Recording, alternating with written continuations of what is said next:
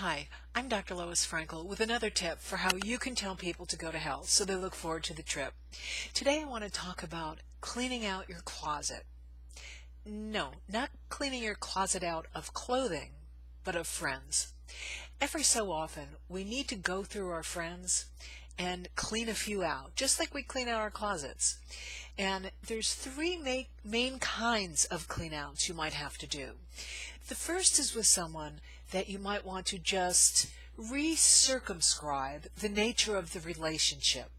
In other words, maybe you were doing a lot together at one time and now you don't have as much in common, so you want to recircumscribe the boundaries.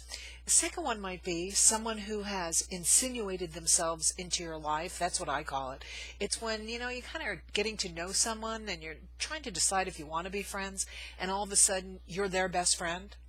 And then the third one is it's a serious relationship that you really do need to exorcise from your life. Let's start with the first one, the one where you just need to change the boundaries a little bit. And that one's probably the easiest because all you're really going to do is start saying what you do want and you don't want. So if somebody's been calling you like every single week and saying, let's get together for a drink or let's go out to dinner or whatever it may be, you're going to say, as much as I would love to do that, my time is so limited that I'd love to see you once a month, or I'd love to see you, every few weeks. I just can't do it every week anymore. And that's where you start. And you may slowly start to make those times get longer and longer in between if that's what you want to do. It's not about not wanting to see the person at all because you may value the relationship, but it just may be that you don't want to see them as often. So you can do this by email or you can do it by phone. I had someone once say to me, Lois, you don't always have to take the high road. And what she meant by that was I was the kind of person who'd always think I need to do this face to face. I can't do this in an email. Sometimes an email is just fine and works just as well. The second person is someone with whom you have a relationship that's kind of getting forged, or you're getting to know them, and you realize, this isn't a relationship that I really want to be in. And I think in that case, you just need to be honest. I had that happen recently to me, and I sent the person an email, and I said, perhaps I've given you the wrong impression. I just don't have enough time in my life for the people who've been there for quite a long time.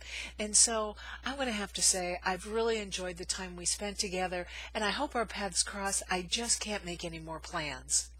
And you can hear that I very nicely am saying, I don't have time for this. And it was really honest, but I think hopefully you'll agree. It was also done very carefully and caringly.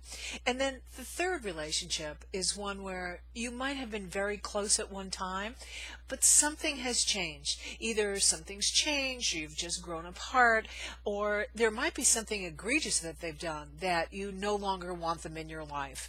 And in that case, again, you may need to be a little bit more direct and say something like, what happened, I just can't quite get over.